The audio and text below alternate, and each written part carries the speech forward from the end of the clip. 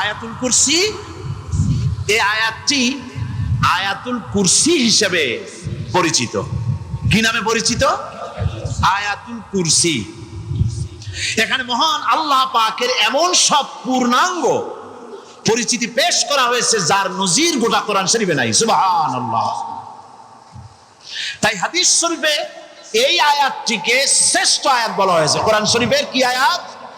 শ্রেষ্ঠ আয়াত বলা হয়েছে। আমরা প্রত্যেকটি ফরজ নামাজের পরে এই আয়াতে কারিমা পড়ে থাকি, ঠিক কিনা বলে? আল্লাহ বলেছেন প্রত্যেক ফরজ নামাজের পরে আয়াতুল কুরসি যে ব্যক্তি পাঠ করবে, কিয়ামতের দিন আল্লাহ রাব্বুল আলামিন ওই ব্যক্তির ব্যাপারে সিদ্ধান্ত নেবেন, আল্লাহ তাকে জান্নাত দান করে দিবেন। হতে পারে এবার আপনারা কেউ করতে পারেন বাস ওয়াজ আর না শুনলে চলবে, আয়াতুল কুরসি পড়ব আর জান্নাতে চলে যাব। না, বিষয়টা এমন নয়। বিষয়টা হচ্ছে এই আয়াতুল কুরসির মধ্যে এমন কিছু কথা আছে যা বুঝে যদি পড়ে আর আমল করে আল্লাহ পাক কিয়ামতের সিদ্ধান্ত নেবেন, জান্নাত দিয়ে দিবেন। সুবহানাল্লাহ বলেন, সুবহানাল্লাহ। এর কারণ হলো আয়াতুল কুরসির মধ্যে আল্লাহ পাক সার্বভৌমত্বের কথা বলেছেন। আজ আমরা স্লোগান দেই সব সমস্যার সমাধান। ও মাশাআল্লাহ, চট্টগ্রামের সবাই বোধহয় এই পরিচিত স্লোগানটা জানেন না। জবাব তো আপনারা জবাব দিতে পারলেন না কেন? সব সমস্যার সমাধান দেন স্লোগান আপনারাই।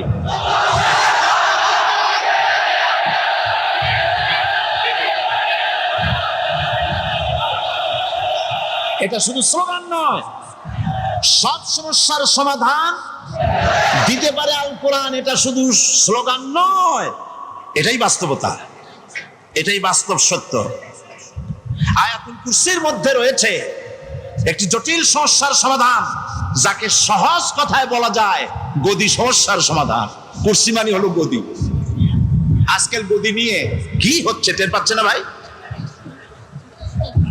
এই গদি নিয়ে টানাটানি হচ্ছে পৃথিবীর সর্বত্র। সার্বভৌমত্বের মালিক কে হবে? এটা তো আপনারা বলতেছেন, কিন্তু যারা কোরআন জানে না তারা বলে সার্বভৌমত্বের মালিক জনগণ। দেখেন না, ওরা বলে সকল ক্ষমতার উৎস জনগণ। কারা বলে? নেতা নেত্রীরা বলেন সকল ক্ষমতার উৎস। বল না কেন? উৎস জনগণ।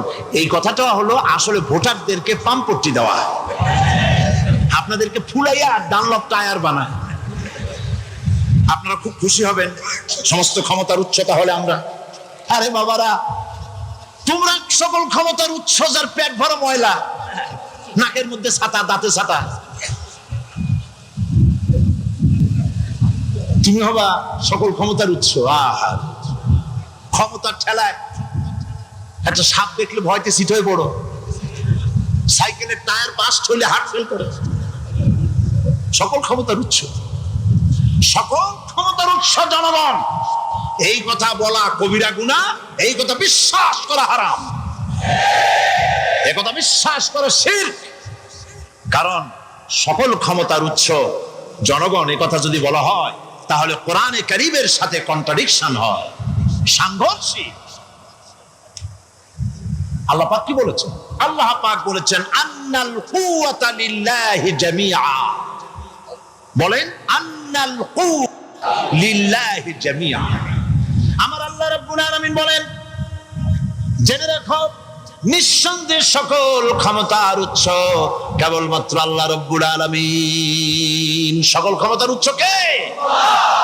জোরে বলেন আল্লাহ, আল্লাহ, আল্লাহ। তিনি একমাত্র সকল ক্ষমতার উৎস।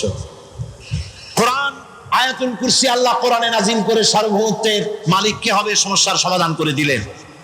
রাসূল করিম সাল্লাল্লাহু আলাইহি ওয়াসাল্লাম মানুষের সার্বভৌমত্ব খতম করে মদিনায় আল্লাহর সার্বভৌমত্ব কায়েম করে তিনি একটি রাষ্ট্র কায়েম করলেন।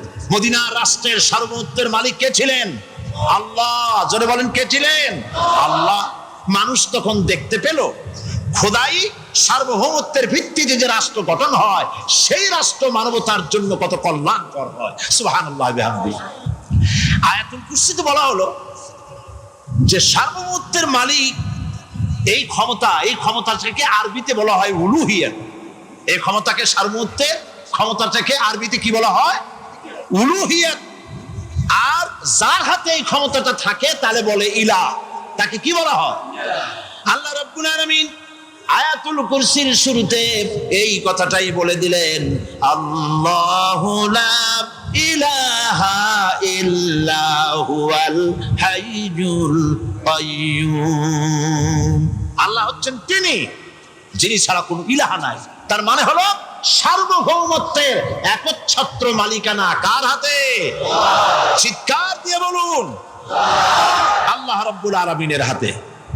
সার্বভৌমত্বের এই ক্ষমতা হস্তান্তরযোগ্য নয়। আর সার্বভৌমত্বের মালিক যিনি হবেন তার শুরু থাকবে না, শেষও থাকবে না। এই কোয়ালিটি কার মধ্যে আছে? আল্লাহ পাকের মধ্যে। আল্লাহ পাক বললেন তিনি হচ্ছেন আল হাই আল কাইয়্যুম। তিনি হাইয়্যু, তিনি কাইয়্যুম। তিনি শাশ্বত, তিনি জাগ্রত, তিনি চিরস্থায়ী, যার শুরুও নাই, যার শেষও নাই। সুবহানাল্লাহ বিহামদিহি। এই সার্বভৌমত্বের মালিকানা নিয়ে যারা বসে আছে, যে কোনো মুহূর্তে তার হাত থেকে ক্ষমতা ছিনতাই হয়ে যেতে পারে, পারে কিনা? আর ঘুমায় থাকলে, সার্বভৌমত্বের মালিক দাবি করে যদি ঘুমায় থাকে, ততক্ষণ ভারপ্রাপ্ত বানাবে কারে? এই জন্য সার্বভৌম মালিক হচ্ছেন আল্লাহ পাক, যাকে ঘুম এবং তন্দ্রা স্পর্শ করে না। সার্বভৌমত্বের মালিকের কোয়ালিটি আল্লাহ পাক বলছেন লা তাখুযুহু সিনাতুন ওয়ালা নাওম। পড়েন সবাই, লা তাখুযুহু সিনাতুন ওয়ালা নাওম। তার ঘুমও নাই, তন্দ্রাও নাই।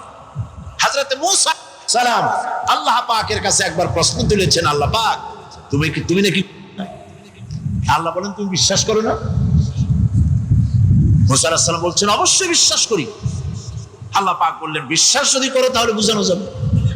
হযরত ইব্রাহিম আলাইহিস সালাম বলেছিলেন আল্লাহ পাকের কাছে, কাইফা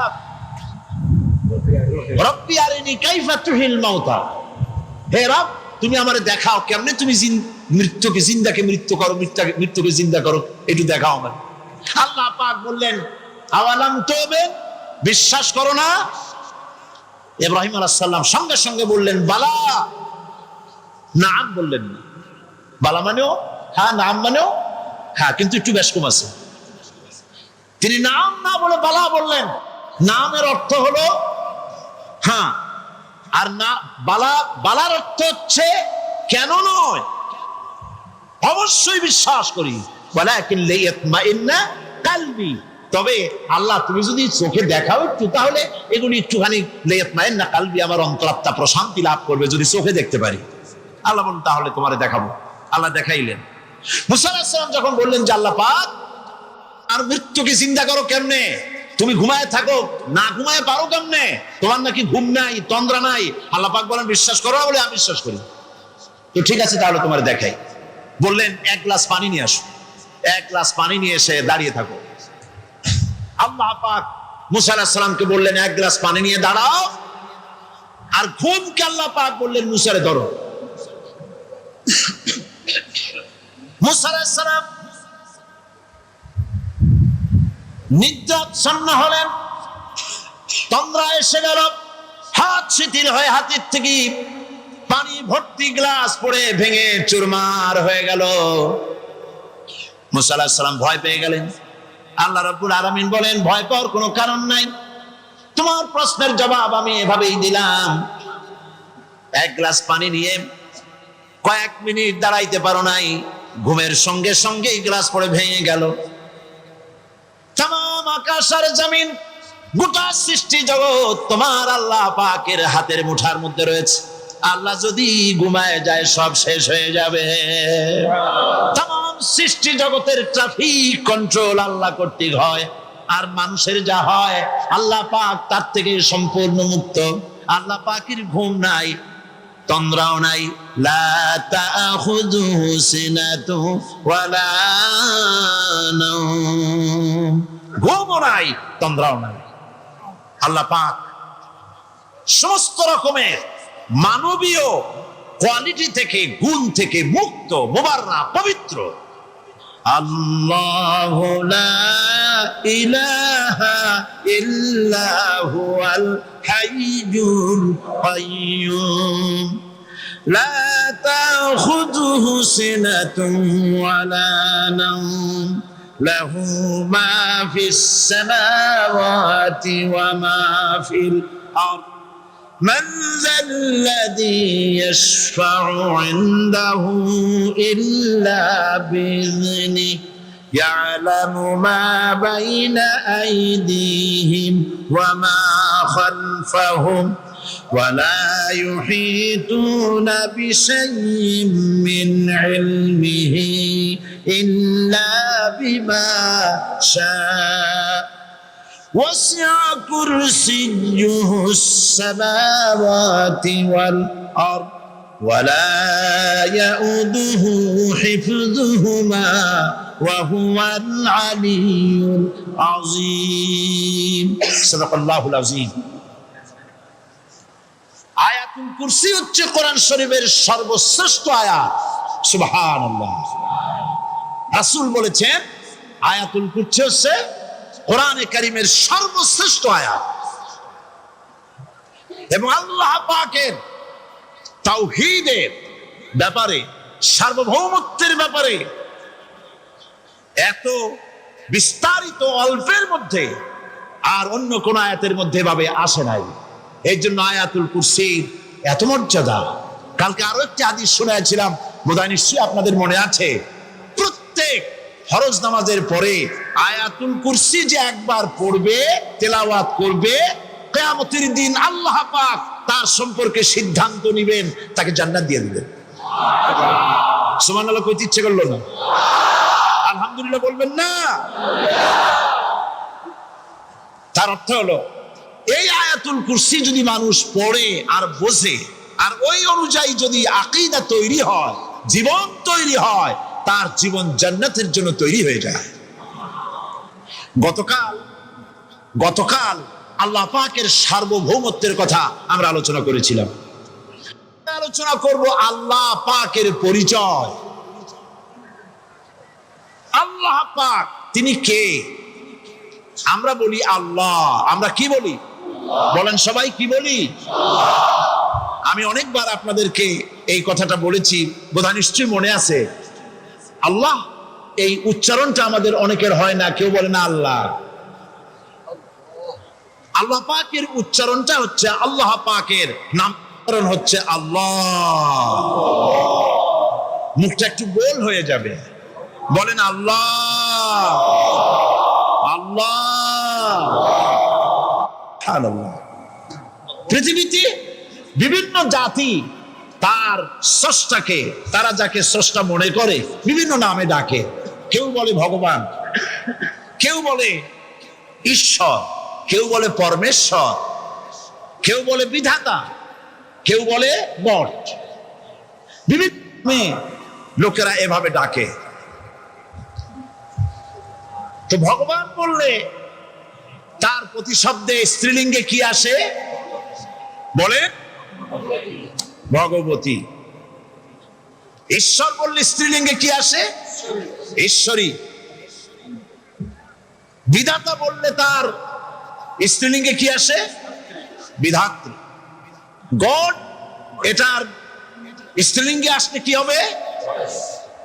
তো প্রত্যেকটি, তারা যে ভাষায় আল্লাহকে ডাকে, প্রত্যেকটি ভাষায় স্ত্রীলিঙ্গে একটি প্রতিশব্দ আসে। আল্লাহ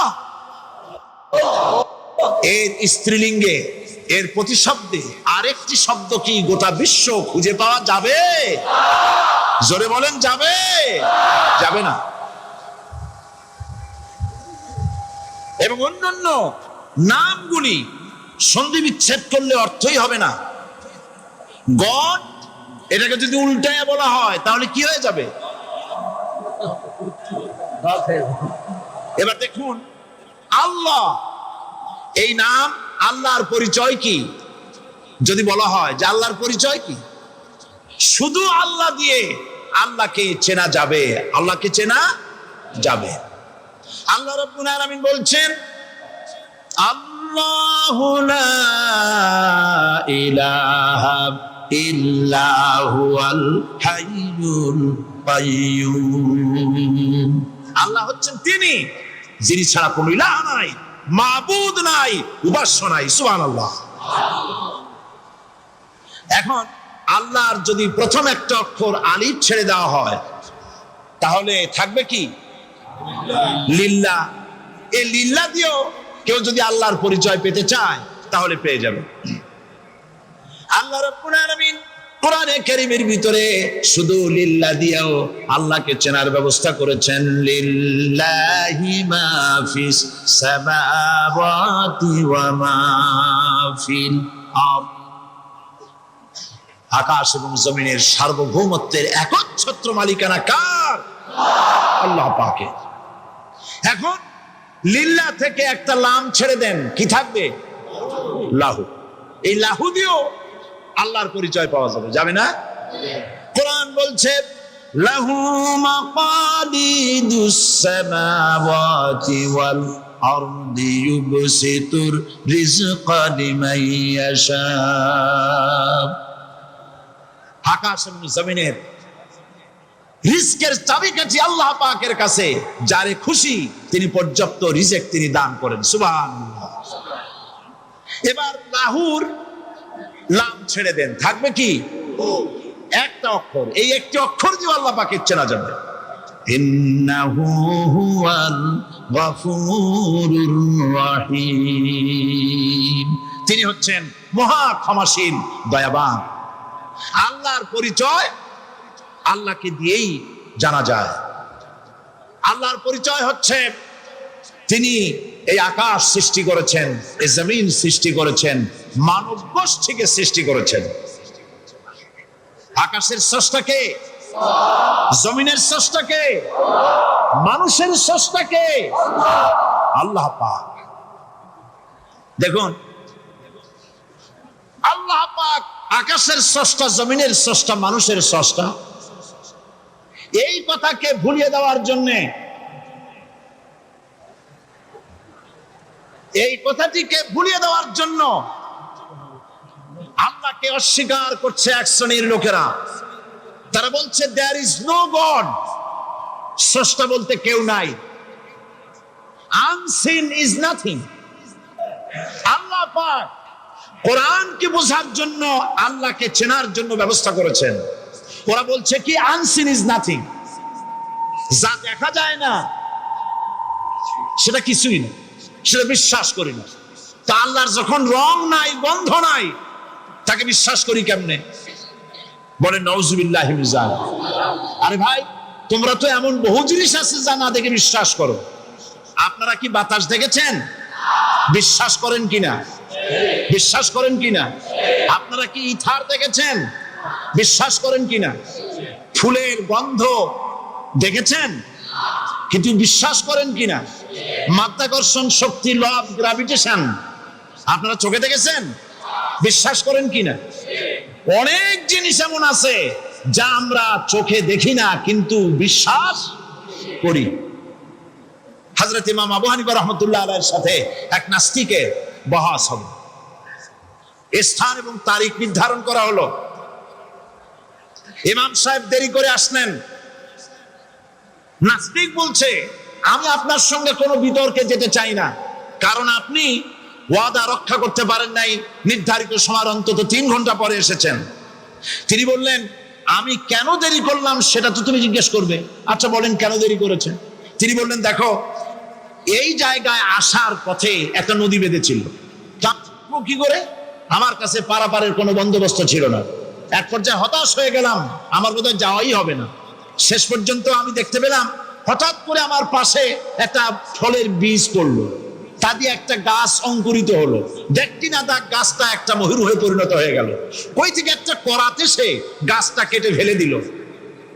হঠাৎ কতগুলি তক্তা বেরিয়ে আসলো, কোথার থেকে একটা হাতুড়ি আর কতগুলি লোহা এসে ঠাস ঠাস করে বাড়ি লেগে একটা কিস্তি তৈরি হয়ে গেল। কিস্তিটার ধাপায় পড়লো নদীতে, আমি লাফ দিয়ে উঠলাম, তাই দেরি হলো। নাস্তিক বলছে, আপনার সাথে আমি জানছিলাম যে আপনি অত্যন্ত বুদ্ধিমান মানুষ, কিন্তু যে ঘটনা শুনাইলেন আপনার স্ক্রু একটাও টাইট আছে বলে মনে হয় না, আপনার সাথে আর কোনো বহস নয়। তিনি বললেন, কেন?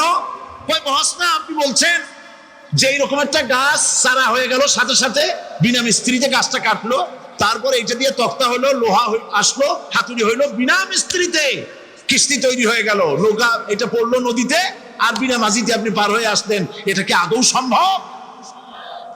ইমাম আবু হানিফা রাহমাতুল্লাহ আলাইহি বলছেন, তোমার সাথে আমি কোনো কিতাব দিয়ে ঝগড়া করব না, কোনো কিতাব দিয়ে আমি তোমার সাথে বহস করব না।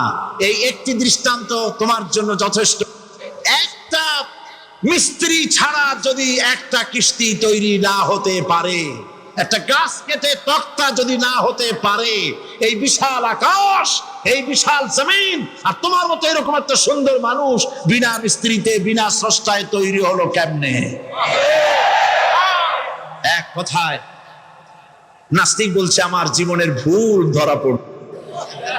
নাস্তিক বলছে জীবনের ভুল ধরা পড়েছে, আমি মুসলমান হয়ে গেলাম। লা ইলাহা ইল্লাল্লাহু মুহাম্মাদুর রাসূলুল্লাহ। জোরে পড়েন, লা ইলাহা লা ইলাহা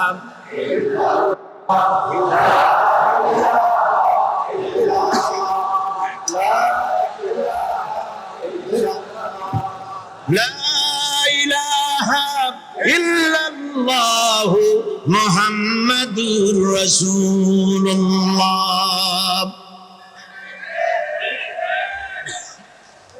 আল্লাহ পাক বলছেন, আমি আদম, আমি দাউদ এবং সুলাইমানকে জ্ঞান দান করেছি, ইব্রাহিমকে জ্ঞান দান করে। কোরআন শরীফের বহু জায়গায় শুধু জ্ঞানের কথাই বলা হয়েছে। সুবহানাল্লাহ। আল্লাহ পাক কোরআনের মধ্যে তার নিজের পরিচয় ছোট্ট একটি সূরার মধ্যে ব্যাপক আকারে বলে দিয়েছেন। কি? কুল হুয়াল্লাহু আহাদ। সবাই পড়েন আমার সাথে, কুল হুয়াল্লাহু আহাদ আল্লাহুস সামাদ লাম ইয়ালিদ ওয়া লাম ইউলাদ ওয়া লাম ইয়াকুল লাহু কুফুয়ান আহাদ। আল্লাহ পাক বলেন, আল্লাহ এক এবং একক, তিনি কারো মুখাপেক্ষী নন, তিনি কাউকে জন্ম দেন নাই, তাকেও কেউ জন্ম দেয়নি। আকাশ আর জমিনে আল্লাহর সমকক্ষ কেউ নাই। সুবহানাল্লাহ। তাকে কেউ জন্ম দেয়নি, তিনিও কাউকে জন্ম দেননি। তিনি এক, তিনি ছিলেন, তিনি আছেন, তিনি থাকবেন। তার শুরুও নাই, তার শেষও নাই। সুবহানাল্লাহ। এই আল্লাহ রাব্বুল আলামিন তার পরিচয় আয়াতুল কুরসি সার্বভৌমত্বের পরিচয় দিয়েছে, আল্লাহর পরিচয় দিয়েছে। আল্লাহ তিনি খালিক।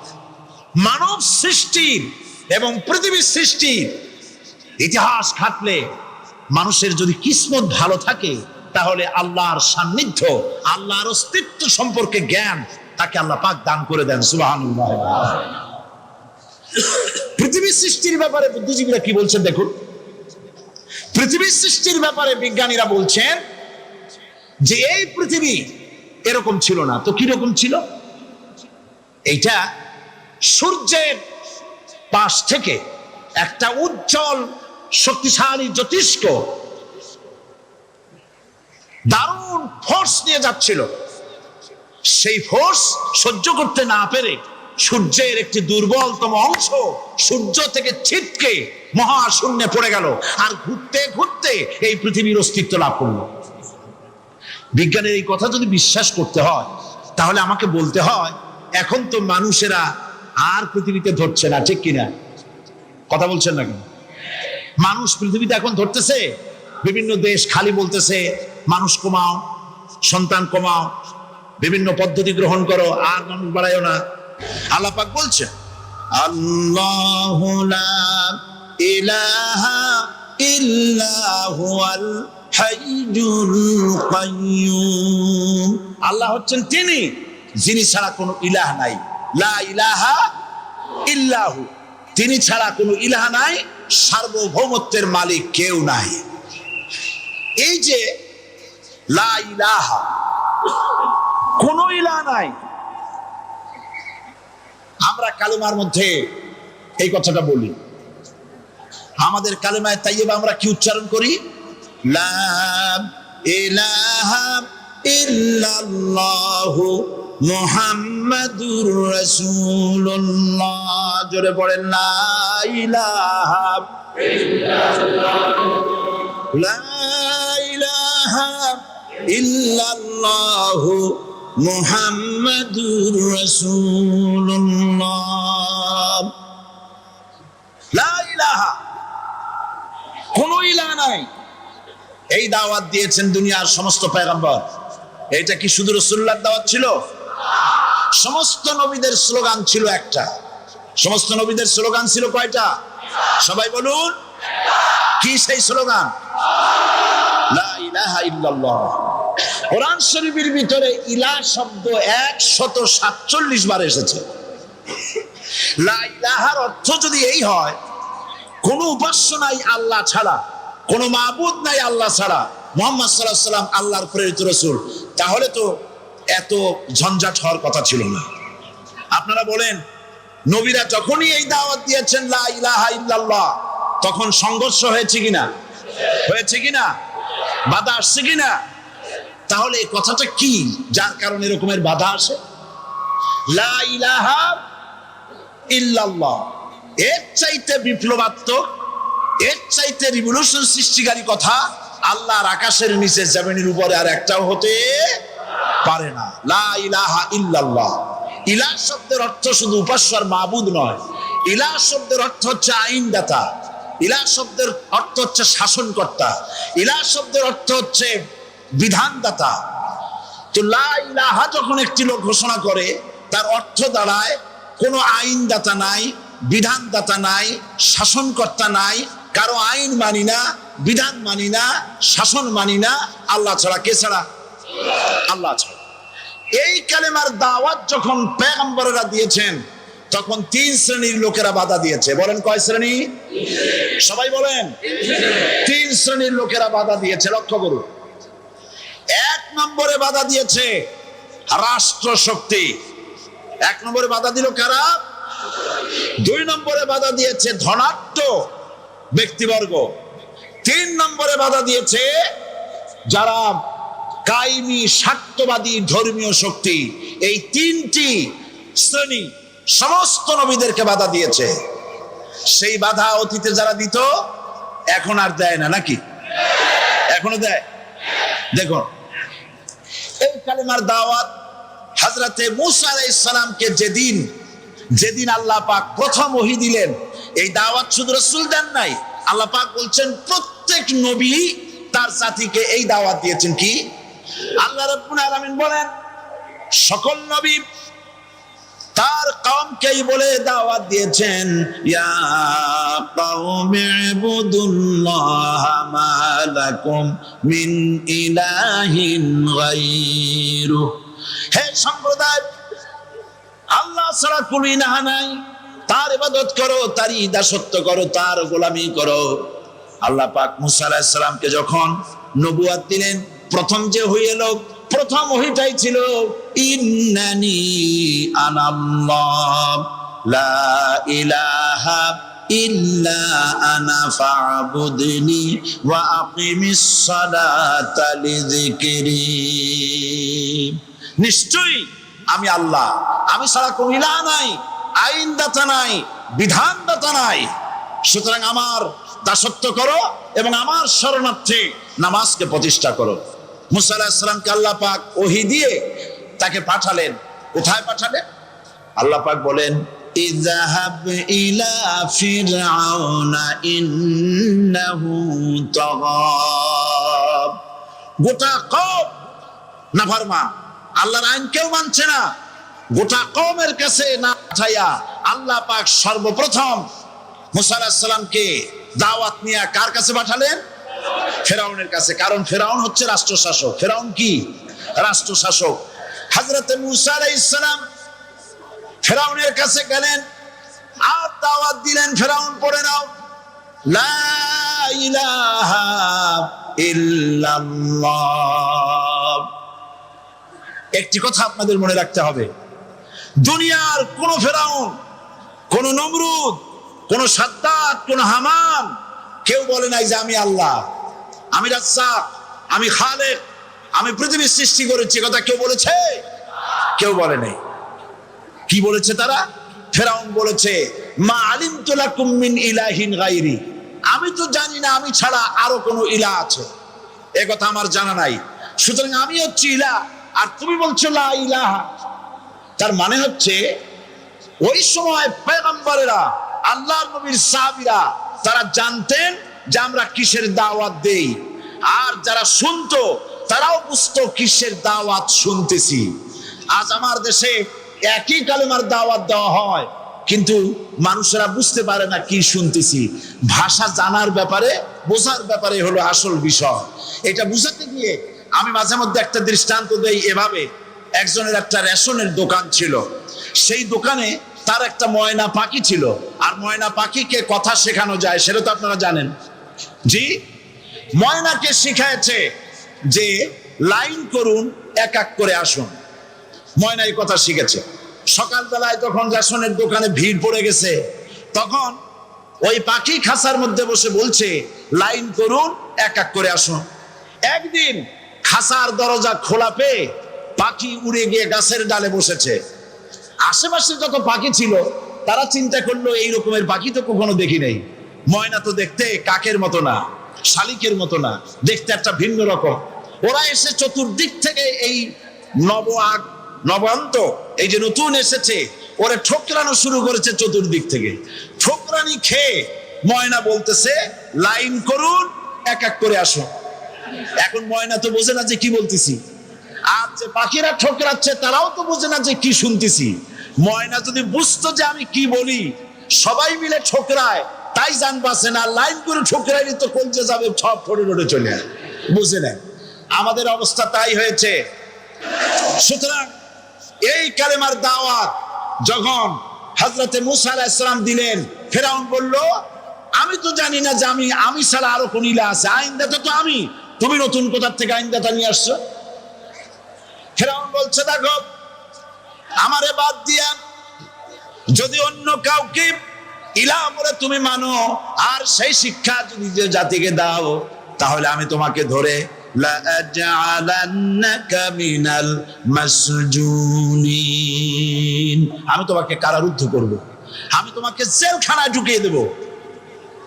রাষ্ট্রশক্তি প্রথম বাধা দিল কারা? বলেন সবাই। সেই বাধা কি ওখানে শেষ হয়েছে না এখনো আছে? আছে কিনা জোরে বলেন। আমি তোমাকে জেলখানায় ঢুকাবো। হযরত মুসা আলাইহিস সালাম বলেন ফেরাউন রে, জেলের ভয় আমি করি না, আমার কি জেলের ভয় দেখায়া লাভ নাই, আমি আল্লাহ পাকের পয়গম্বর হযরত মুসা আলাইহিস সালাম। ফেরাউনের দলবল আছে, লোক লস্কর আছে, তার অস্ত্রের অভাব নাই। আল্লাহ রাব্বুল আলামিন মুসা আলাইহিস সালামের কাছে একটা অস্ত্র দিয়া দিলেন। দিছিলেন কিনা?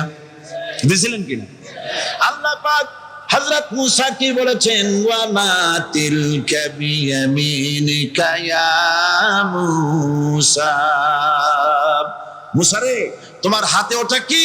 মুসা আলাইহিস সালাম বললেন এটা লাঠি। আল্লাহ পাক বললেন ফেলে দাও লাঠি। লাঠি ফালায় দিলেন, কি হয়ে গেল? হিয়া হাইয়াতুন তাসআ, লাঠি হয়ে গেল। এখন লাঠি পড়ে সাপ হয়ে গেল। সাপ দেখে নবী হোক, ওলি হোক, সাহাবী হোক আর আলেম হোক, সাপ দেখলে ভয় করে না মানুষের? মুসা আলাইহিস সালাম ভয় পেয়েছে। আল্লাহ রাব্বুল আলামিন হযরত মুসাকে শোনায় দিলেন, খুযহা ওয়া লা তাখাফ সানুঈদুহা সিরাতাহাল উলা,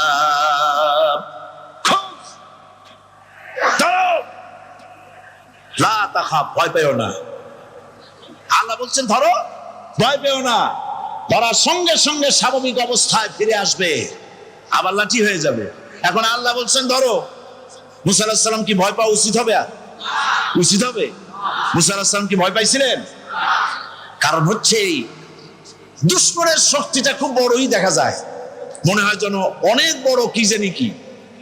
আল্লাহ পাক বলছেন ইন্না কাইদাশ শায়তানে কানা দাঈফা, শয়তানের চক্রান্ত যতই তুমি মনে করো অনেক ষড়যন্ত্রের জাল বিস্তার হয়ে আছে, আল্লাহ কয় কিছুই না, দাঈফা অত্যন্ত দুর্বল।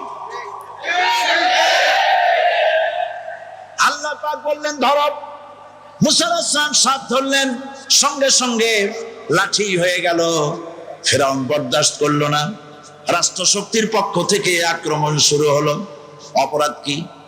মুসা আলাইহিস সালামের অপরাধ কি? কি অপরাধ? মাশাআল্লাহ, বুঝতে পেরেছেন। অপরাধ হচ্ছে তিনি বলেছেন লা ইলাহা, জোরে বলেন লা ইলাহা ইল্লাল্লাহ। এই কালেমাকে আজ আমরা ভিক্ষার বুলি বানাইছি। এটা হলো সার্বভৌমত্বের বুলি, এটা হচ্ছে আল্লাহ পাকের সার্বভৌমত্বের কথা। আজ আমরা মানুষের কাছে আমরা শুনি, মানুষেরা ভিক্ষা চায়, লা ইলাহা ইল্লাল্লাহ, এক মুঠ চাউল দেন, লা ইলাহা ইল্লাল্লাহ 10 খান পাই দেন। এই হচ্ছে কালেমার জিকির। আবার কেউ কেউ জিকির করতেছে লা ইলাহা আস্তে, ইল্লাল্লাহ জোরে, এমন জোরে কলব সাফ করে, কলব তাতে থাকলেও পারে গেলেও পারে। এই কালেমার জার এর আঘাত পয়গম্বররা মেরেছেন। হযরত মুসা আলাইহিস সালাম যখন বলেছেন লা ইলাহা ইল্লাল্লাহ, এই ধাক্কা ফিরআউন বরদাস্ত করতে পারে নাই। দরিয়ায় নীলের ভিতরে আল্লাহ পাক ডুবাইয়ে শেষ করে দিয়েছেন, দেন নাই? হযরত মুসা আলাইহিস সালাম তার উম্মতেরা দরিয়ার পাশে বসে দ্বীনি কথাবার্তা বলতেছেন।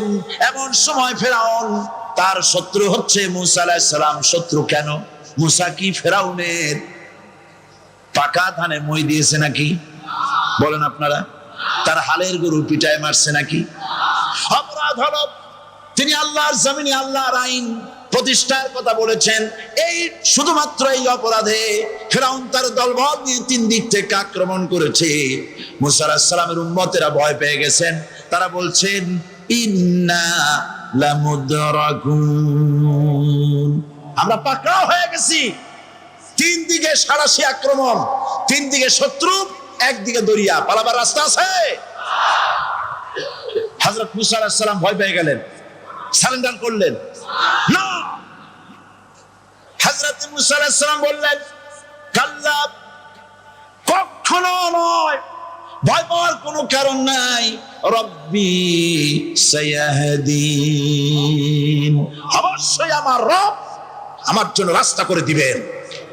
ভয় পাইও না, আমার রব রাস্তা করে দিবেন। আল্লাহ রাব্বুল আলামিন হযরত মুসা আলাইহিস সালামকে অর্ডার করলেন, হাতের লাঠি দিয়া দরিয়ার উপরে আঘাত করো। হযরত মুসা আলাইহিস সালাম দরিয়ার উপরে আঘাত করলেন। রাস্তা ছিল দরকার একটার, এক বাড়িতে আল্লাহর হুকুমে লাঠি দিয়ে একটি আঘাত করার সঙ্গে সঙ্গে হযরত মুসার তার সঙ্গী সাথী দরিয়া পার হওয়ার জন্য দরিয়ার মধ্যে দিয়ে আল্লাহ 12টা রাস্তা পয়দা করে দিলেন। সে আল্লাহ আছে না নাই? এত আসতে বলুন কেন? ভয় পাওয়ার কারণ আছে? রাষ্ট্র শক্তি বাধা দিয়েছে সমস্ত নবীদের। কি কেন? নবীদের চরিত্র খারাপ? জোরে বলেন, নবীদের চরিত্র খারাপ? নবীদের চাইতে মাসুম বেগুনাহ উন্নত চরিত্রের মানুষ আল্লাহর আকাশের নিচে জমিনের উপরে আর হয় নাই।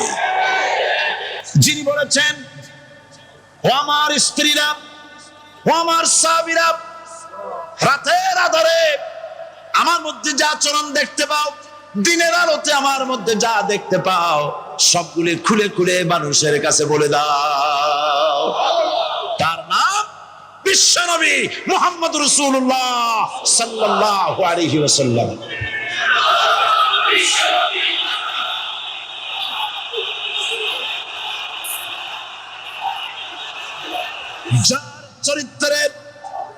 যার চরিত্রের সার্টিফিকেট আল্লাহ রাব্বুল আলামিন নিজে দিচ্ছেন, ওয়া ইন্নাকা লাআলা খুলুকিন আযীম। নবী হে, উন্নত চরিত্রের উপরে আপনি প্রতিষ্ঠিত। সুবহানাল্লাহ। কে সার্টিফিকেট দিচ্ছেন? আযীম, আযীম। পাকে চওড়াকে বলা হয় আরিদ, গভীরতাকে বলা হয় আমিক। কত প্রশস্ত, জামা পার কোনো ফিতা নাই, কত গভীর, জামা পার কোনো যন্ত্র নাই, এইটাকে আরবিতে বলা হয় আজিম। সুবহানাল্লাহ বলতে ইচ্ছে করে না? ও নবী, তোমার চরিত্র এমন যা মাপার মতো যন্ত্র পৃথিবীতে নাই। লা ইলাহা ইল্লাল্লাহ, পড়েন সবাই, লা ইলাহা ইল্লাল্লাহ। আপনিও যদি নবীদের মতো সাহাবীদের মতো বুঝা এই কলেমার দাওয়াত দেন, বাধা আসবেই। বোঝাবুঝির ব্যাপার, বুঝতেই সারলো। কত মাহফিল হয় বাংলাদেশে, হয় না? কোনো বাধা নাই, ঠিক কিনা? কত পূজা হয়, পার্বণ হয়, গান হয়, থিয়েটার হয়, গুনাহগার বিবির গান হয়, কত কিছু হয়। কোনো বাধা আছে? তাফসীরের মাহফিলে বাধা। কারণ ওরা বুঝতে পেরেছে এ তাফসীরের মাহফিলে গাজীর গীত হয় না, এ তাফসীরের মাহফিলে আল্লাহর সার্বভৌমত্ব কায়েমের আন্দোলন চলে।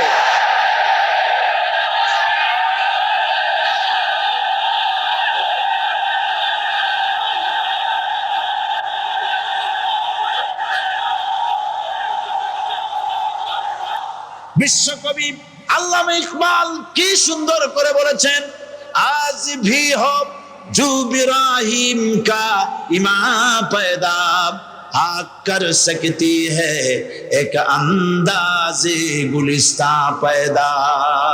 ইব্রাহিমের ঈমান যদি আজও কোথাও হয় বিদ্যমান, করতে পারেন অগ্নিকুণ্ডে খুবসুরত এক গুলিস্তান। এখনো যদি ইব্রাহিমের সন্তানদেরকে আগুনের মধ্যে ফেলে দেওয়া হয়, আর ইব্রাহিম ঈমান যদি থাকে, আগুনকে ফুলের বাগান বানাবার ক্ষমতা আল্লাহর আছে। চিরকাল আল্লাহ পাক এই কালেমাকে দিয়েছেন আল্লাহর সার্বভৌমত্বকে প্রতিষ্ঠা করার জন্য। আয়াতুল কুরসি শুধু পড়ে বুকে ঢু দেওয়ার জন্য নয়। পড়েন আমার সাথে, আল্লাহু লা ইলাহা ইল্লাহুল হাইয়ুল কাইয়্যুম। দুনিয়ার সমস্ত পয়গম্বর অত্যাচারিত হলেন, শুধু তাই নয়, বিশ্ব নবী আখিরি জামানার পয়গম্বর নবী মুহাম্মদ রাসূলুল্লাহ সাল্লাল্লাহু আলাইহি ওয়াসাল্লাম জাতির কাছে আসলেন। তিনি এসে বললেন, ইয়া আইয়ুহান নাস কুলু লা ইলাহা ইল্লাল্লাহ। প্রথম দাওয়াত শুনছেন কথা? রাসূলুল্লাহ বলছেন, ও জাতি, আমার রাসূল তো মক্কার রাসূল না শুধু, মদিনার রাসূল না শুধু, আরবি ভাষা ভাষীদের রাসূল না শুধু, আমার নবী কি নবী? চিল্লায় বলেন। তাই তিনি বলেছেন, ও বিশ্বের মানবতা, বিশ্বের মানব গোষ্ঠী, যদি মুক্তি পেতে চাও, নাজাত পেতে চাও, উচ্চারণ করো, বিশ্বাস করো, আমল করো, বলো লা ইলাহা ইল্লাল্লাহ। জোরে পড়েন, লা ইলাহা ইল্লাল্লাহ, লা ইলাহা ইল্লাল্লাহ মুহাম্মাদুর রাসূলুল্লাহ। কোরআন কারীমের ভিতরে আয়াতুল কুরসির মধ্যে বলে দিয়েছেন, আল্লাহু লা ইলাহা ইল্লাহুল হাইয়ুল কাইয়্যুম। প্রাণ খুলে সবাই পড়েন, বসা মানুষ, দাঁড়ানো মানুষ, আল্লাহু লা ইলাহা ইল্লাহুল হাইয়ুল কাইয়্যুম। আল্লাহ রাব্বুল আলামিন, তিনি ছাড়া কোনো ইলাহ নাই, তিনি সার্বভৌমত্বের মালিক, কেউ নাই আল্লাহ ছাড়া। এই কথা মানুষকে ঘোষণা করতে হবে। সুবহানাল্লাহ ওয়ালহামদুলিল্লাহ লা ইলাহা ইল্লাল্লাহ, সুবহানাল্লাহ ওয়ালহামদুলিল্লাহ লা ইলাহা ইল্লাল্লাহ, সুবহানাল্লাহ ওয়ালহামদুলিল্লাহ লা ইলাহা ইল্লাল্লাহ, লা ইলাহা ইল্লাল্লাহু মুহাম্মাদুর রাসূলুল্লাহ। আল্লাহুম্মা আমিন। রব্বানা যালামনা আনফুসানা ওয়া ইন লাম তাগফির লানা ওয়া তারহামনা লানাকুনান্না মিনাল খাসিরিন।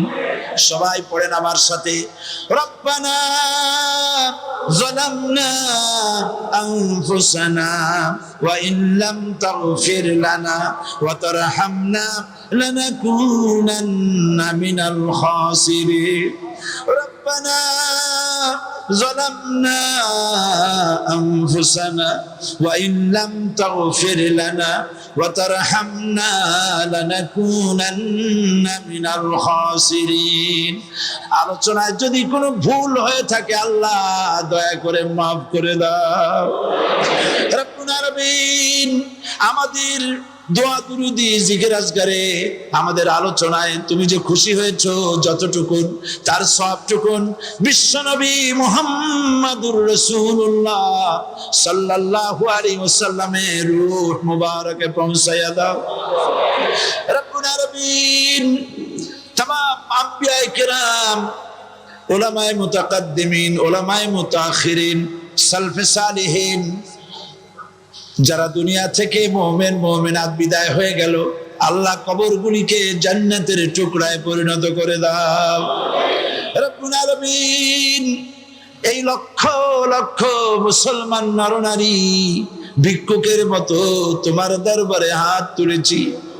আল্লাহ গো, আমাদের মধ্য থেকে আমাদের মা বাপ যাদের দুনিয়া থেকে বিদায় হয়ে গেছে, আল্লাহ আমাদের মা বাপের কবরে সওয়াব পৌঁছায়া দাও। রব্বুল আলামিন, আত্মীয় স্বজন যদি বিদেশে থাকে 2 মাস 6 মাস পর চিঠি দিয়া খোঁজ খবর পাওয়া যায়, প্রত্যেক দিন টেলিফোন করে খবর পাওয়া যায়, কিন্তু আমাদের মা বাপ যাদের মারা গেল বছরের পর বছর, যুগের পর যুগ বিদায় হয়ে গেল, কোন হালতে আছে জানি না। আল্লাহ আমাদের মা বাপের কবরগুলি জান্নাতের টুকরায় পরিণত করে দাও। রব্বুল আলামিন, আমাদের আব্বা কত মহব্বত করতেন, কত কষ্ট করেছেন। আল্লাহ তাআলা আমাদেরকে লেখাপড়া শিখাবার জন্য কত কষ্ট করেছেন, মানুষ বানাবার জন্য কত কষ্ট করেছেন, আমাদের জন্য ঘর বাড়ি বানায়া জায়গা জমি কিনে রেখে সবগুলি থুয়ে খালি হাতে চলে গেছে বাবা। আল্লাহ আমাদের আব্বার রুহের পরে সওয়াব পৌঁছায়া দাও। রব্বুল আলামিন, এখন তো আর বাড়ি গেলে নাম ধরে কেউ ডাকে না। আল্লাহ, আমাদের আব্বা যত গুনাহ করেছি জানা অজানা সমস্ত গুনাহগুলি আল্লাহ তুমি সাইয়্যাতগুলি হাসানাত দিয়া বদলাইয়া দাও।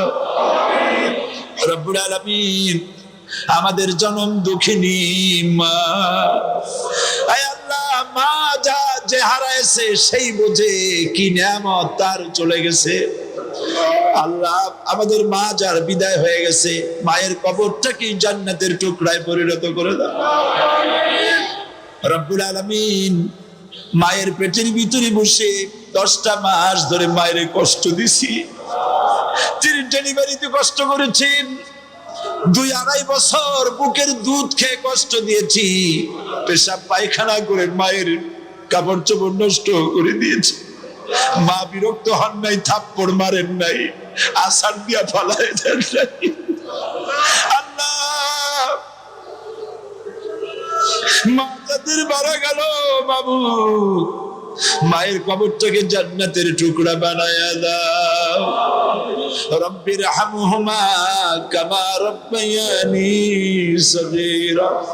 আমার ভাইরা, আমার মা বোনেরা করুণ ভাবে আল্লাহরে বলেন, রব্বির হামহুমা কামা রব্বায়ানি সগীরা, রব্বির হামহুমা كما ربياني صغيرا ربنا تقبل منا إنك أنت السميع العليم وتب علينا إنك أنت التواب الرحيم سبحان ربك رب العزة عما يصفون وسلام على المرسلين والحمد لله رب العالمين وجعل آخر كلماتنا عند الموت لا إله إلا الله محمد رسول الله السلام عليكم ورحمة الله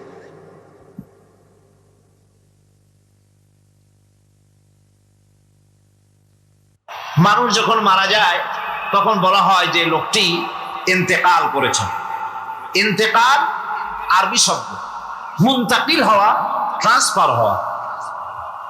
আমরা একটা জগতে ছিলাম, আর একটা জগতে এসেছি এবং এখান থেকে আমরা আর একটা জগতে ফিরে যাব। যেখানে আমরা ছিলাম ওই জায়গার কোনো কাইফিয়াত আমাদের মনে নাই। ওইটার নাম হচ্ছে আলমে আরওয়াহ। বলুন তো ওইটার নাম কি? আলমে আরওয়াহ, রুহের জগৎ। রুহের জগৎ থেকে আমরা এসেছি আলমে আসবাবে, বস্তু জগতে এসেছি। এই বস্তু জগৎ থেকে আমরা ট্রান্সফার করব, আমরা বিদায় হব, আমরা মুনতাকিল হব, আমরা ইন্তেকাল করব, চলে যাব আরেকটা জগতে। সেই জগতের নাম হচ্ছে আলমে বারজাখ। ওই জায়গাটা, ওই দেশটা কেমন তার কোনো কাইফিয়ত আমাদের জানা নাই। কোন ব্যক্তি মরে যাওয়ার পর ফিরে এসে আমাদেরকে বলে নাই যে ওই জায়গাটা এমন, কবরটা এমন, কবরে গেলে এই হয়। এগুলি কেউ ফিরে এসে আমাদের বলেন নাই। আমরা যা জেনেছি সবটা ভাষা কিছুই জানি নাই। এই জায়গাটা কম সময়, খুবই কম, আর যে জায়গায় যাব সেই জায়গাটা অনেক লম্বা। যেখানে আসি সেই জায়গাটা এতই ছোট। আজকে পত্রিকায় দেখলাম এক গায়ক, যিনি শিল্পকলা একাডেমিতে 1 সেকেন্ডের বিশ্বাস নাই। এই 1 সেকেন্ডের বিশ্বাস নাই, গান গাওয়া শেষ করতে পারে নাই, বাস দুনিয়া থেকে বিদায় হয়ে গেছে। তার গানটার প্রথম লাইনই ছিল 1 সেকেন্ডের বিশ্বাস নাই। এই গানটা গাইলেন তিনি, লোকেরা আনন্দ করলো, হাতের তালির রেশ ফুরাতে পারে নাই, এর ভেতরেই তিনি বিদায় হয়ে গেলেন। দুনিয়াটা এতই ক্ষণস্থায়ী, মানুষের জীবনটা এতই ক্ষণস্থায়ী, কচু পাতার উপরের পানি তারও তো কিছুটা স্থায়িত্ব আছে, টলমল করে, এই আছে এই নাই। মানুষের জীবনও এর থেকেও খুবই ছোট্ট, আর দুনিয়াটাও খুবই ক্ষণস্থায়ী। আর যেখানে যাব ওই জায়গাটা এত বিরাট, এত ব্যাপক, যার কোনো সীমা নাই, যার কোনো শেষ নাই, অনন্তকাল। কত বছর থাকতে হবে তার কোনো সীমানাও আমাদের জানা নাই। আবার আসবে, আর একটা দানা নিয়ে গিয়ে 7 আকাশের উপরে রেখে 70,000 বছর বিশ্রাম করবে।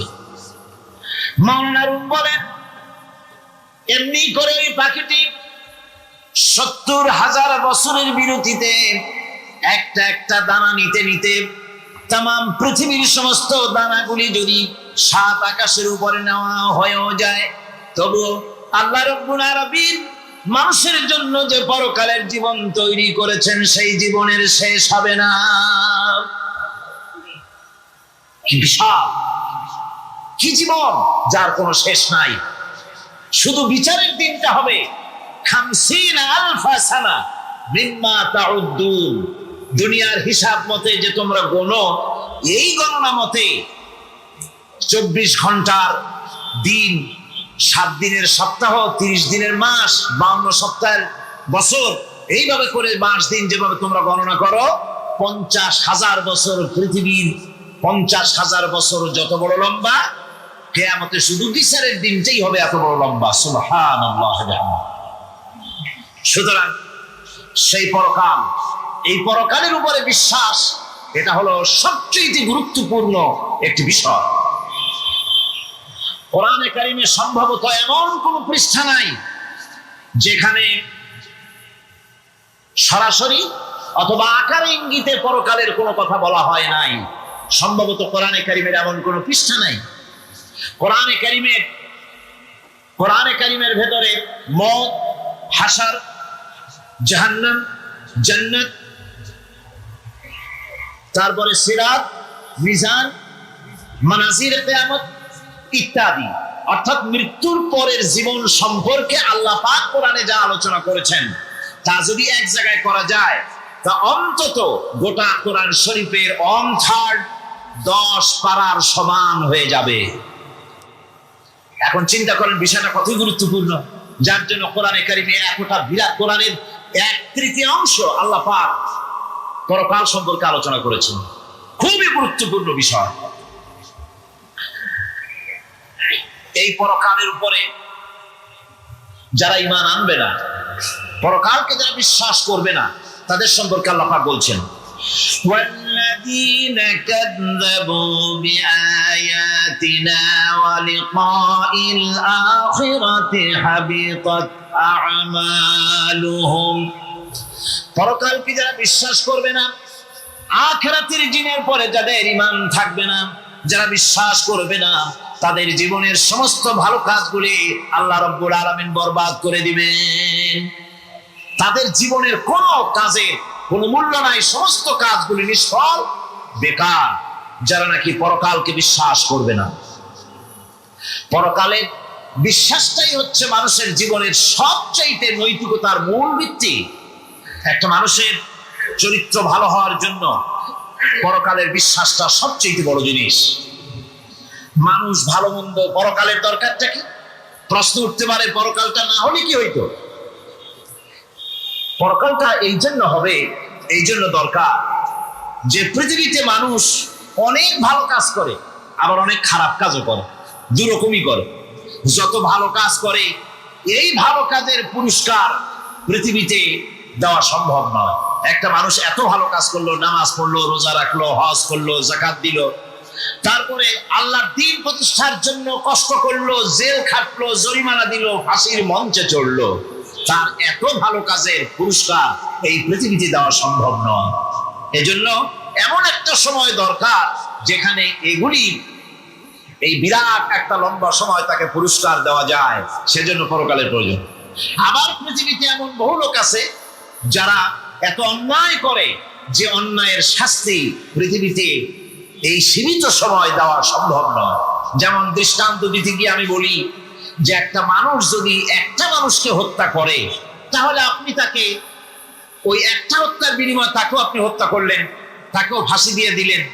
কিন্তু একটা মানুষ যদি লক্ষ লক্ষ মানুষ হত্যার কারণ হয়, একটা মানুষ যদি অনেকগুলি মানুষ মারে, তাহলে অনেকগুলি মানুষ মারার শাস্তি তো একটা জীবনের উপরে আপনি দিতে পারেন না। তাকে তো, তার জীবন তো একটাই, তার জীবন কয়টা? একটা গুলি করলেন, ফাঁসি দিয়ে দিলেন, তার একটা জীবন গেল। কিন্তু সে তো মেরেছে অনেক, তার কারণে তো লক্ষ লক্ষ মরছে। কাজে এই শাস্তি পৃথিবীতে দেওয়া সম্ভব নয় বলে এমন একটা জায়গা দরকার যেখানে এই ধরনের বড় রকমের শাস্তি, দীর্ঘমেয়াদী শাস্তি দেওয়া যায়, শরীরটাও সেরকমের বানানো যায়, এই ধরনের করে একটি জায়গা দরকার। সেই জায়গার নাম হচ্ছে পরকাল, সেই জায়গাটার নাম হচ্ছে আখিরাত। সুতরাং পরকালে যে বিশ্বাসী ব্যক্তি, সে ব্যক্তি চুরি, ডাকাতি, জেনা, ব্যভিচার, হত্যা, ধর্ষণ ইত্যাদি থেকে তিনি হবেন মুক্ত। আর যে ব্যক্তি পরকালকে বিশ্বাস করবে না, তার দ্বারা হবে না এমন কোনো কাজ নাই, সবকিছুই তার দ্বারা সম্ভব। এরপরে আল্লাহ পাক বলছেন যে পরকাল বিশ্বাস মানুষকে দায়িত্ববান বানায় দেয়।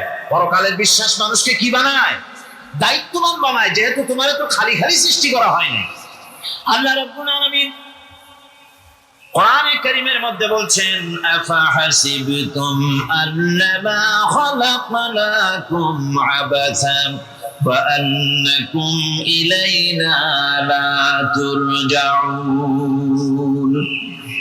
লোকেরা কি ভেবেছে? তোমরা কি এটাই মনে করেছো যে আমি তোমাদেরকে এমনি এমনি সৃষ্টি করেছি আর তোমাদেরকে আমার কাছে ফিরে আসতে হবে না? এটাই কি ভেবেছো তোমরা? তোমাদেরকে সৃষ্টি করা হয়েছে এবং তোমাদেরকে আমার দরবারে সকলকেই ফিরে আসতে হবে। পৃথিবীতে এমন কেউ নাই যে পৃথিবীতে টিকে থাকতে পারবে, সমস্ত মানুষকেই আল্লাহর দরবারে ফিরে যেতে হবে। আল্লাহ পাক কোরআনে কারীমের অন্যত্র বলেছেন, আয়াহসাবুল ইনসানু আইয়ুতরাকা সুদা। মানুষ কি ভেবেছে যে আমি তাকে নিরর্থক সৃষ্টি করেছি, তার কোনো হিসাব হবে না, তার কোনো দেখার মতো কেউ নাই, তাকে এমনি এমনি আমি সৃষ্টি করেছি তা না। প্রত্যেকটি মানুষকেই বিচক্ষণতার দাবি হিসেবে সৃষ্টি করা হয়েছে এবং তার সব কিছুকেই দেখা হচ্ছে। আল্লাহ পাক সব দেখতে পাচ্ছেন, তার নজরের সামনে আছে। আল্লাহ পাক দেখেন এবং শোনেন।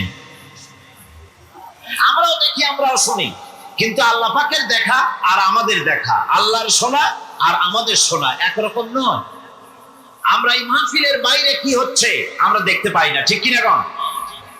রাতের বেলায় আমরা আমাদের নিজেদেরকেও দেখি না, এমনকি আমরা আমাদের পেছনে কি হয়, পিছনে কি আছে তাও দেখি না। আপনারা যে আমার সামনে বসে আছেন, আপনাদের পেছনে লোকটা কি করতেছে তা আপনি দেখতে পাচ্ছেন।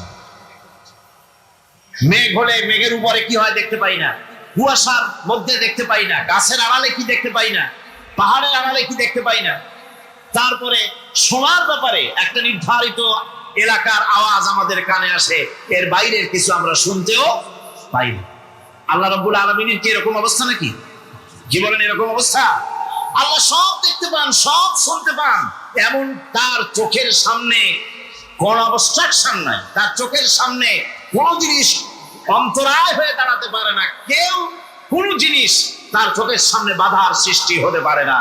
তাকে কেউ দেখতে পারে না, কিন্তু তিনি সবাইকে দেখতে পান। লা তুদরিকুহুল আবসার, তাকে কোন দৃষ্টিশক্তি তাকে দেখতে পাবে না। সমস্ত দৃষ্টিশক্তিকে তিনি দেখবেন, কিন্তু তাকে কেউ দেখতে পারবে না। সুবহানাল্লাহ ওয়া বিহামদিহি। সুতরাং তিনি সব দেখেন এবং সবই শোনেন। এই বিশ্বাস মানুষকে দায়িত্ববান বানায়। এই বিশ্বাস মানুষকে কি বানায় জোরে গান? দায়িত্ববান বানিয়ে দেয়।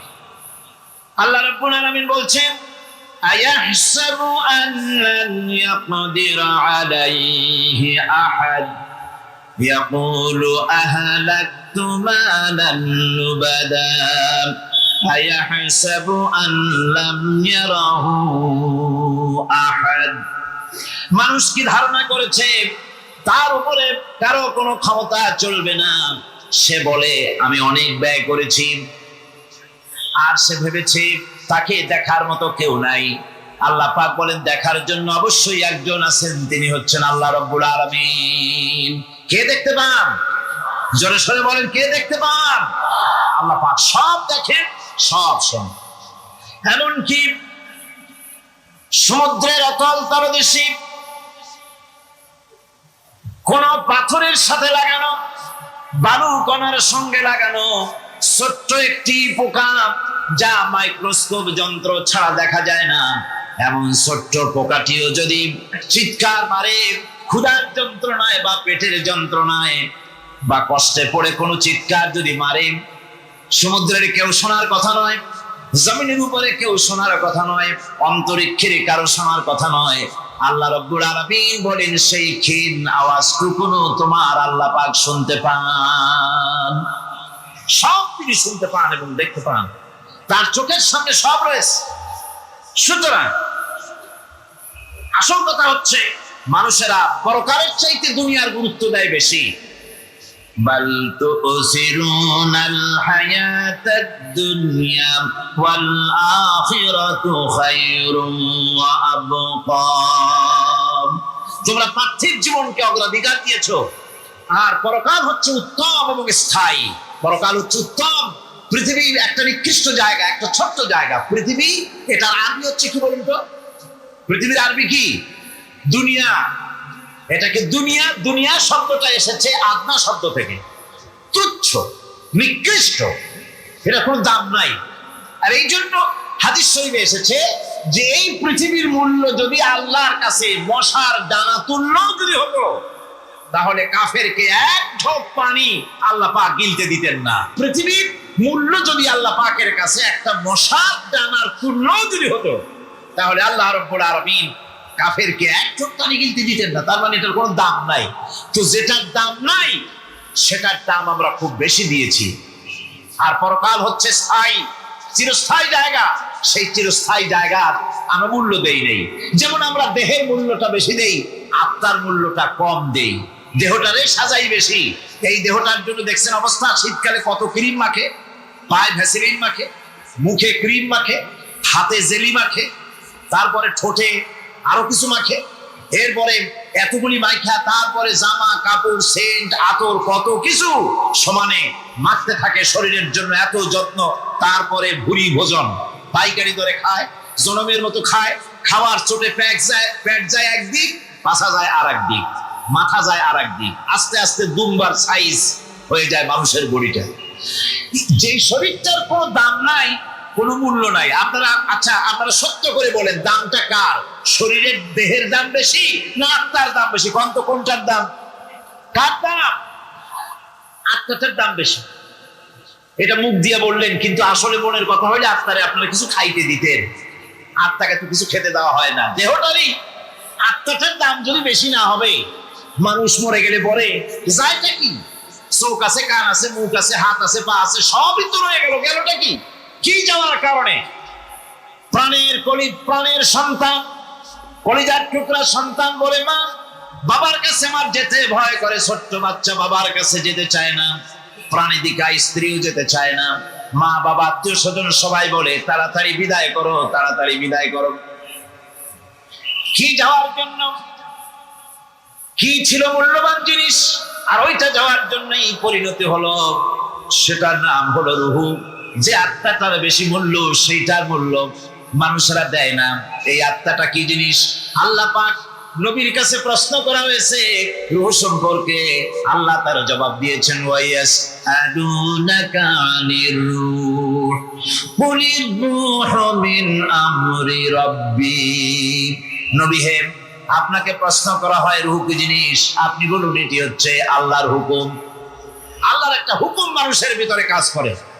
এটা এতই গুরুত্বপূর্ণ, ওটা থাকলে আমরা বাঁচি, ওটা না থাকলে আমরা মরে যাই।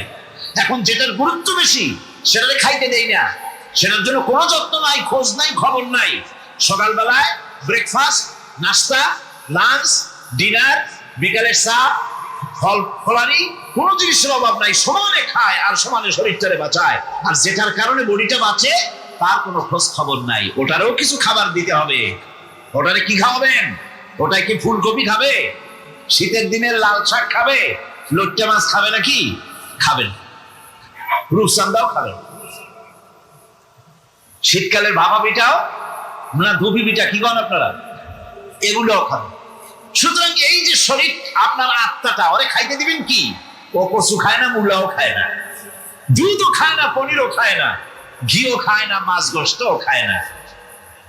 যেহেতু এই আত্মাটা এসেছে রূহের জগৎ থেকে, তাই ওর খাদ্য এই পৃথিবীতে বানানো হয় নাই।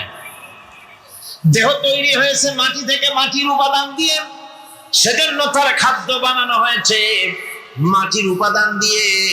আর আত্মা যেহেতু এসেছে আল্লাহর কাছে থেকে, রূহের জগৎ থেকে, সেজন্য আল্লাহ রাব্বুল আলামিন আত্মার খাদ্য পাঠিয়েছেন লৌহ মাহফুজ থেকে। খাদ্যের নাম হচ্ছে তেলাওয়াতে কোরআন। তেলাওয়াতে কোরআন। কোরআনে কারীম তেলাওয়াতে আত্মার সমৃদ্ধি হতো। কোরআনে কারীমের তেলাওয়াত, অনুধাবন, এর দ্বারা আত্মার সমৃদ্ধি হতো। যেহেতু কোরআন হচ্ছে রূহের খোরাক, সেই খোরাক দেওয়া হচ্ছে না তাকে। কাজে আমি বলতেছিলাম যে যে জিনিসের মূল্য বেশি আমরা তার মূল্য দিতে জানি না, যেটার মূল্য কম সেটার মূল্য দেই বেশি। অনুরূপ ভাবে এই পৃথিবীর কোন দাম নেই, আল্লাহ পাক বলছেন সেই জিনিসটার মূল্য আমরা বেশি দিলাম, আর পরকালের চিন্তা আমাদের দিল থেকে উড়ে গেল। এজন্য আল্লাহ রাব্বুল আলামিন বলেন, ইন্নাল্লাযীনা লা ইউমিনুনা বিল আখিরাতি যায়্যান্না লাহুম আ'মালাহুম ফাহুম ইয়ামাহুন। যারা পরকালের প্রতি ঈমান আনে না, পরকালকে যারা বিশ্বাস করে না, তাদের ক্রিয়াকাণ্ডকে তাদের কাছে চিত্তাকর্ষক বানায় দেওয়া হয়। আর এভাবে তারা পথভ্রষ্ট হয়ে যায়। দুনিয়া তাদের কাছে বেশি মজা লাগে, দুনিয়াটা বেশি ভালো লাগে। ভাই হুজুর, তাফসীরের মাহফিল ভালো লাগে। আবার যখন কীর্তন শুনতে যাই, সিনেমা দেখতে যাই, তাও খারাপ লাগে না, তাও ভালো লাগে। মিলাদ শরীফও ভালো লাগে, কীর্তনও ভালো লাগে, ওয়াজ মাহফিলও ভালো লাগে, গানও ভালো লাগে, সিনেমাও ভালো লাগে। এই যে দুই জিনিস ভালো লাগে, এটা হলো মুনাফিকি রোগ। এটা কি রোগ বলেন না সবাই? এটা কি রোগ? মুনাফিকি রোগ। ঈমানের স্বাদ যখন নষ্ট হয় তখন এই অবস্থার সৃষ্টি হয়। তখন আখিরাত ভালো লাগে না, তখন মসজিদ ভালো লাগে না, তখন ওয়াজ মাহফিল ভালো লাগে না, তাফসীর মাহফিল ভালো লাগে না, তখন সিনেমা পছন্দ হয়, গান পছন্দ হয়, মেলা পছন্দ হয়, সাংস্কৃতিক অনুষ্ঠান, নাচ, উল্টাপাল্টা কাম, এই সমস্ত পছন্দ হয়। আল্লাহর ইসলাম ভালো লাগে না, পছন্দ হয় না। আল্লাহ পাক বলেন, পরকালকে যারা অস্বীকার করে তাদের মনের তাদের জন্য এই দুনিয়াটাকেই তাদের সামনে চিত্তাকর্ষক, তাদের ক্রিয়াকাণ্ডকে চিত্তাকর্ষক করে দেওয়া হয়, আর এর ভেতরেই তারা পড়ে থাকে। ফলে এই সব পরকালে অবিশ্বাসী লোকগুলি অহংকারী হয়। তারা কি হয়?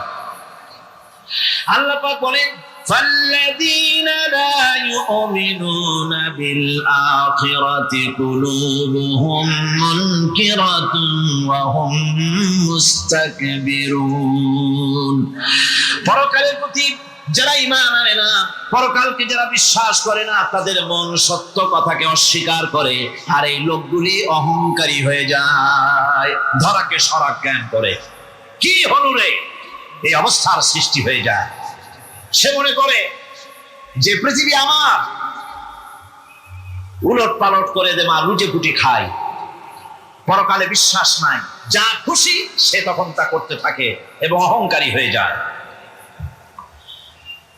পরকালীন জীবনের অস্বীকৃতি আজকে নতুন কিছু নয়।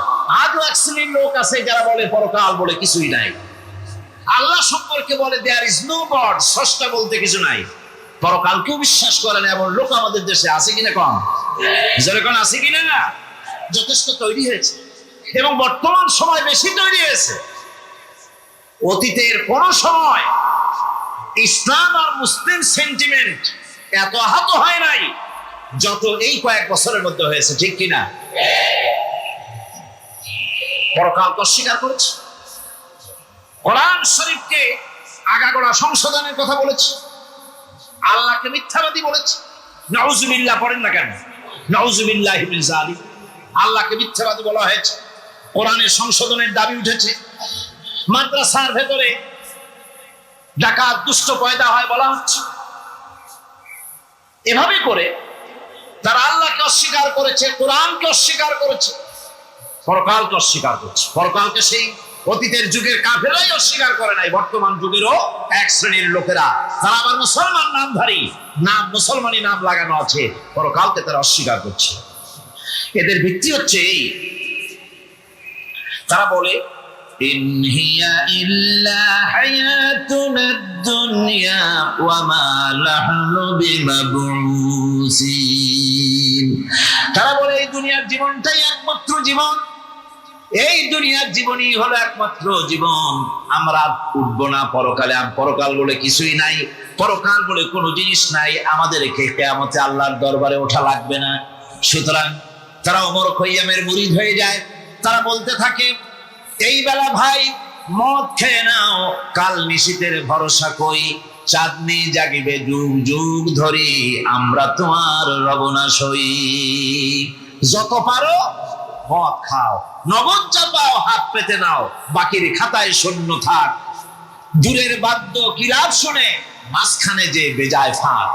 এই জন্য কোরআনে কারীম আল্লাহ পাক বলছেন, লাইসাল বিররা আন তুওয়াল্লু ওয়ুজুহাকুম কিবালাল মাশরিকি ওয়াল মাগরিব, পূর্ব পশ্চিমে কয়বার মাথা ঘুরালা, এইটাই তোমার পুণ্যবান সৎ কাজ হওয়ার এটা নমুনা নয়।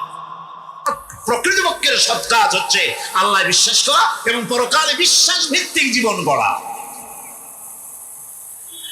ওই কাফেররা বলতো, وقالوا ما هي إلا حياتنا الدنيا نموت ونحيا وما يهلكنا إلا الدهر।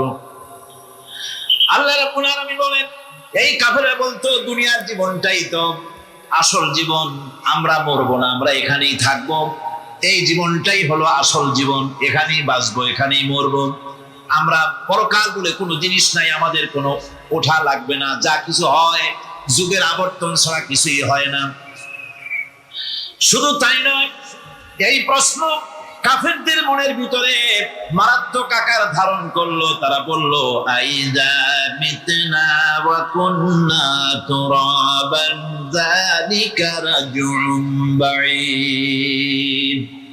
আমরা মাটির সাথে মিশে যাব, আমরা মরে যাব, মাটির সঙ্গে মিশে যাব, তারপরে আমাদেরকে জীবিত করা হবে। এটা তো জ্ঞান বহির্ভূত কথা, এটা তো মাথায় ঢোকে না। কথাটা কেমন? তারা এভাবে অনেক প্রশ্ন করত। فقالوا أئذا كنا عظاما ورفتا أئنا لمبعوثون خلقا جديدا। আমরা মরে যাব, গলে যাব, পচে যাব, হাড্ডি গুড্ডি মাটির সাথে মিশে যাবে, এরপরে আমাদেরকে নতুন করে সৃষ্টি করা হবে। এটা জ্ঞান বহির্ভূত কথা, এটা মাথার মধ্যে আসে না।